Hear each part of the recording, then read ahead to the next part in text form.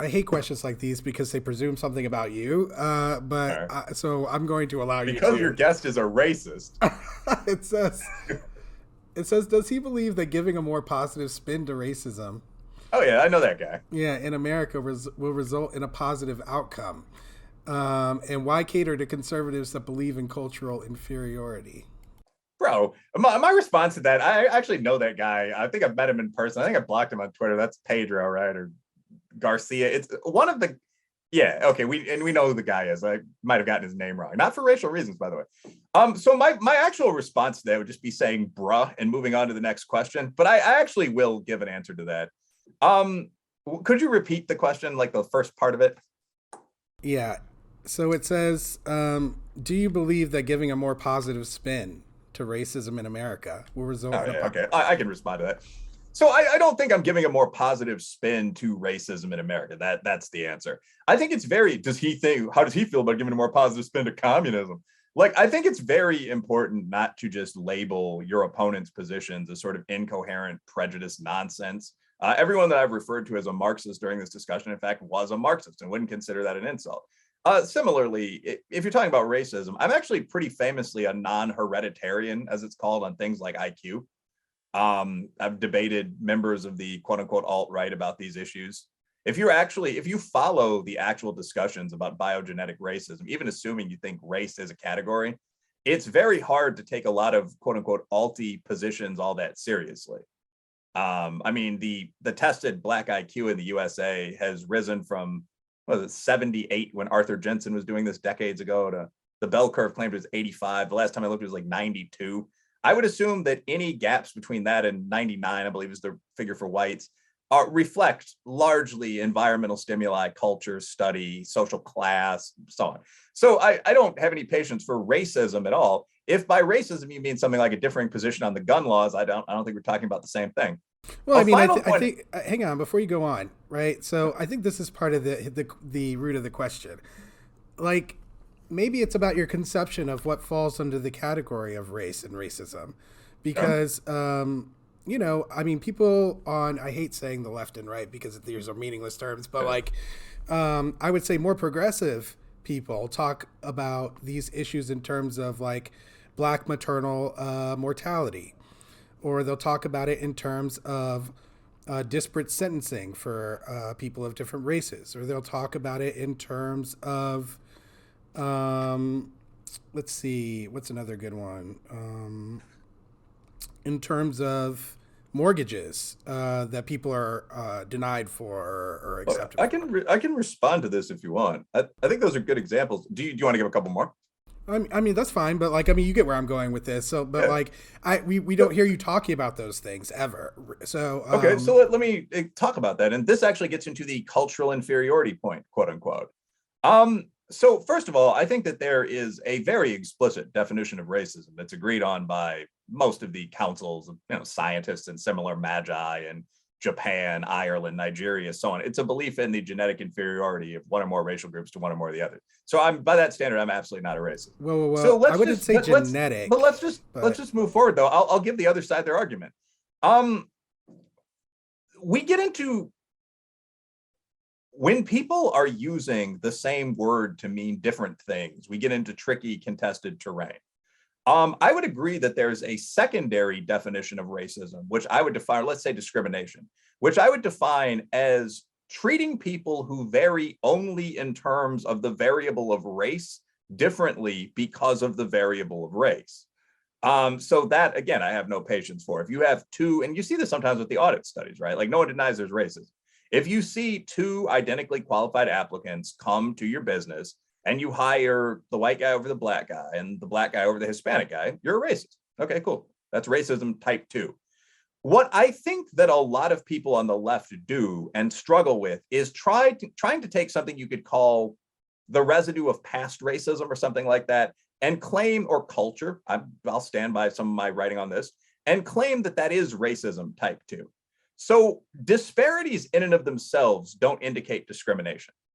I mean, when you mention some of these things, like black people get longer sentences than white people, I've looked at some of the writing on this, and there does seem to be a gap of maybe 2 or 3% with everything adjusted for. That's terrible. I condemn it. But it's meaningless just to say that without looking at variables like previous criminal record. Like if you go to even the Wikipedia or Britannica That's article always included in those no, statements. no, They it's always not compare the always records. it's not always included. That's the Everything thing. I've ever looked at.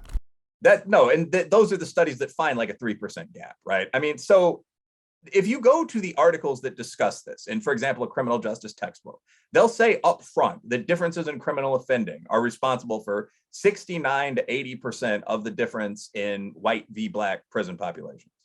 You can then, from that point forward, construct your model and decide what else to put into it. Most of the models I've seen that include prior criminal record eliminate the vast majority of the gap. I'm sure some of the gap might be due to racism. Like we're not even fighting over that. But to coherently do this, like a study that I would like to see would be taking a city where they keep a record, Baltimore is good on this, of whether the defendant had a lawyer or not, and throwing that in the model. Because it's very hard to get a class proxy in these kind of studies. If you actually coherently adjusted for class, I think the race gap would drop to virtually zero. Now, then you have the question, why are Black people on average poorer? Is that due to racism in the past or even to some extent today? Probably. But you have to unpack that in the next study. What you often see in, say, Vox, I'll single one publication out, is just people saying something like Black people are 3.4 times as likely to be shot by cops. Okay, the average Black guy is 12 years younger than the average white guy, or whatever the difference is this year. It's just meaningless to not adjust for things like age, a decade plus gap, living in cities, criminal record. So no, I don't think, I do not defend any form of actual racism. I think genetic hereditarianism is almost always wrong. Obviously, yeah, nobody's thinking you're defending it, but you just don't speak on it. No, I speak on actual racism all the time. I mean, if you're talking about, not that I saw, no, if you're talking, of course I do. If you're talking about actual genetic bigots, say the alt-right, you could even, some people would put, say, Charles Murray in this camp. I mean, I've reviewed famous books criticizing hereditarianism. That's racism type 1. Racism type 2, of course, I oppose. I mean, I'm an advisory board member of an anti-racist group. So it's taken as a given that almost everyone opposes that form of racism. Almost everyone opposes hiring an Asian guy over an equally qualified Black guy or better qualified Black guy. What people in general are trying to hit me on is not bringing up racism type 3 or residual racism, i.e., I don't think that disparities equal discrimination. What I do generally when I talk about this is bring up the paper and say, well, let's run a model and adjust for this. Will you find this effect? Because it is so meaningless. Like, just even the age thing that I just mentioned, the most common age for a white guy, I won't even call this the average, is 58. Most common age for a Black guy is 27. In terms of virtually everything that people will unethically try to argue on the right, if you're talking about crime rates, or the left, if you're talking about, say, wealth, half of that gap, I would say on average, that is an estimate, vanishes if you just adjust for that fact. So this sort of univariate, I see a gap, it's racism, I do talk a lot about that because it's such a dumb idea. That's my response. I don't think Black people are inferior or anything like that. I think if you look at age, education, so on, you put that in the model and then you see what the gap is. Yeah, I mean, I think a lot of sociologists would argue that they do account for those factors. Rod says it all the time, but like people, the other thing I would kind of ask you about, the reason I started with my example of Black maternal mortality was because I think that's difficult to find some kind of other explanation for, especially because we know that when these Black mothers have Black doctors, the mortality rate sinks. Well, no, that's so there are a couple of different things that are going into that. First of all, I obviously don't deny that some prejudice, usually pretty subtle, exists. So that's bar one. Like, could one explanation for that be racism? Sure. I think that a second level of analysis, by the way, I have to jump off the line in like 3 minutes. I think that a second level of analysis, though, here is what's the baseline rate? Like, for example, I looked at one of the famous infant mortality papers recently, and what was striking was that almost everyone in almost every situation survived and did well. So, I mean, you're talking about like the healthy infant rate for whites with white or Black doctors, by the way, was like 99.7%. For Black women, and again, you might correct this if you read this more recently, but like for Black women with Black doctors, it was like 99.5. And for Black women with white doctors, it was 99.3. So I think the second point there is very, very often in an imperfect but functional society, people looking for racism will seize on almost every remaining possible example of it, regardless of how significant that actually is. Obviously, we want all our mothers to survive, but it would be just as easy to headline that 99% of women in all racial categories do well. I guess the third point here, not to kind of gish gallop and throw stuff out, but a third point would be, how do Hispanics and Asians do? So if you're arguing that racism is the only reason for these gaps, you would expect to see that probably whites would do the best, then Asians, I guess, then either blacks or Latinos, but you'd expect to see kind of a staggered progression. And as I recall, what you actually see is that infant mortality and death and childbirth rates are lower for Asians and for Hispanics than they are for whites. And that gets us back to the disparities don't equal discrimination point that we're probably going to close on. Sometimes they mean discrimination, but you then have to run a model and ask, how old are these mothers? How many children have they had? What are their smoking habits? And all of this, that's almost impossible to find. And the residual that's left once you've adjusted, that is racism. And that racism is real, but it's not what it's usually presented as just by looking at the raw numbers. So basically your problem is with the methodology that people are using, and you wish people use better methodology to narrow down their numbers to really reflect the truth of racism rather than what you see as encompassing stuff that doesn't actually fall under the category of race and discrimination. That's extremely well put and fair.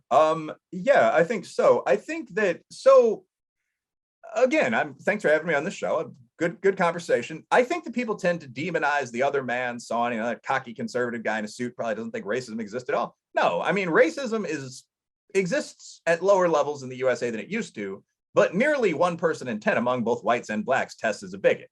Racism is a human problem that humans are going to have to fight as long as there are, well, I don't know, we have enough interracial dating, we can get past it. But it's a human problem that grows out of tribalism that we'll have to fight in this society for a while. No one denies it. My main issue, though, is with nobody denies that there are racists. My main issue, though, is with, I'm loving the expressions in the comments, but anyway, my main issue, though, is with methodology and performance so bad that it becomes easy to mock and lampoon, and that distracts from the reality. And this sort of thing, like not noting that the black guys in your sample are 25 and the white guys are 50, this is clown stuff, and it's extremely common. The one example I'll give is when you're talking about police shootings, you often hear black people are 2.4 times as likely to get shot by the police as white people. Black people, because we're younger, we do have a higher crime rate, and we're more likely to live in cities. We're 2.5 times more likely to encounter the police. So now there's a real analysis here. The real analysis is what percentage of that higher rate of police encounters is due to racism. And we know some of it is. But just trotting out that black people are twice as likely to get shot by the cops, and not mentioning we see the cops twice as much because of where we live et al, that is very easy just to dismiss as utterly worthless. I sometimes do, although I'm going to try to, take things to the second level and have a productive conversation. But many, many people are going to, because it's not real. So I encourage everyone to strive for reality and tell the truth as much as possible. Yeah, I agree. I think people should do that. I think that the truth is hard to ascertain. And I think that the truth is complex. But I also don't think that the people who you are lampooning are as far off as you are thinking. But, well, time will tell, and we'll see if people can come up with some better research and some better methodologies. Wilfred, thank you so much, man. I really appreciate you coming on the show, having this conversation, taking the time out. I hope you'll come back and talk again. Sure will. Shoot me the link when you're done. Thanks for having me on your show. Have a good day. No problem. Take care. Be well.